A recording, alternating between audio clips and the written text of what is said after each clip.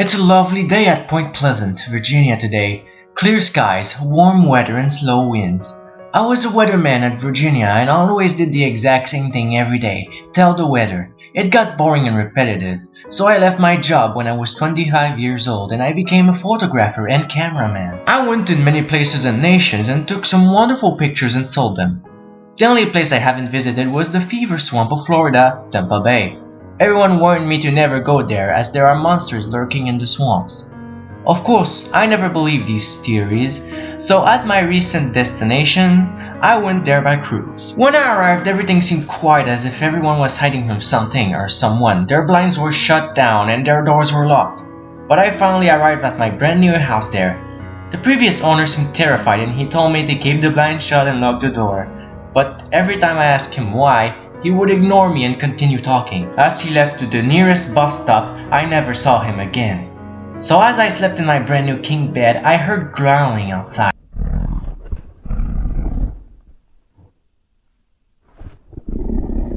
That thing's eyes glowing red, and it ran away.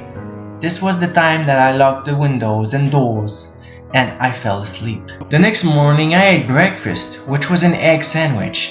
Then I went walking outside and I found out that my neighbor's house had claws on its wooden door, and one window was shattered as if someone or something got in by brute force. I photographed the abandoned, broken house and moved to the swamp. But I was stopped from going further by the mayor of the town as he screamed, "Don't go in there!" "Why not?" "Because it's cursed, believe me, I know." "Why do you believe in these kinds of things?" "Because my family was affected by it.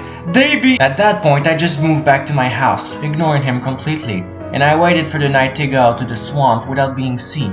And so I went at midnight and I brought a flashlight, and got straight into it as thunder and lightning started growing and rain started pouring. Everything was filled with darkness, only my flashlight illuminated the way as I walked through the swamp.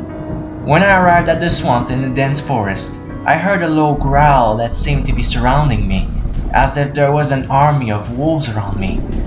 And so I had no choice but to swim in the waters of the swamp to get away. Behind me were these hairy, long-snouted, long-fingered, and dark as the night sky werewolves. They stared at me with the most rage I have ever seen expressed on beings ever. There were two of them walking in the swamp trying to catch up to me, but I swam faster than them and reached the other side and ran away. And I took a picture behind me to get these things on camera. As I looked in the sky, the moon wasn't full, which confused me further. Werewolves are supposed to come out on full moons in the urban legends, right? I finally exited this vast forest and the werewolves started sprinting on all fours. I ran as fast as my legs could move, and I arrived at my house and I once again locked everything. I thought I was safe, but I noticed that my skin was growing in this dark fur as the night passed. These beings were staring at me from outside, wet from the swamp waters. I tried to get the swamp water off me by taking baths and showers, but the skin was still growing. It was too late. I lost hope. As I painfully morphed into one of them, I heard them talking with old, low voices telling me to stop resisting and join them. I had no choice but to join them, and so we hid in the swamp.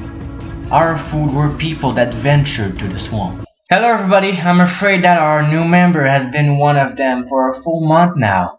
But I have found his camera and his pictures.